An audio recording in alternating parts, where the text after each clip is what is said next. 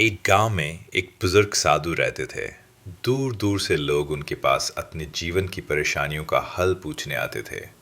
एक दिन एक नौजवान लड़का उनके पास आया और बोला, गुरुजी, मैं बहुत कमज़ोर महसूस करता हूँ। न मुझे खुद पर भरोसा है, न मैं किसी काम में सफल होता हूँ।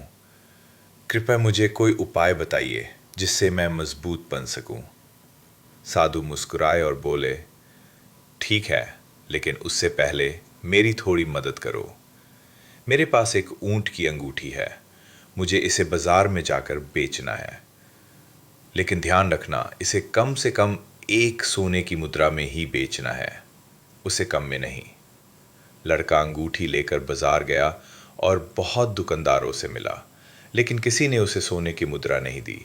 कुछ ने चांदी दी, कुछ ने कहा यह ज्यादा कीमती नहीं है।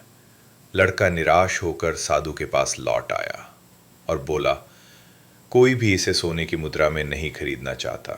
साधु मुस्कुराए और बोले, अब इसे गांव के जौहरी के पास ले जाओ और सिर्फ इसकी असली कीमत पूछो, बेचना नहीं है।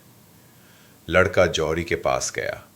जौहरी ने अंगूठी ध्यान से देखी, तराजू पर तौला और बोला, यह तो अनमोल है।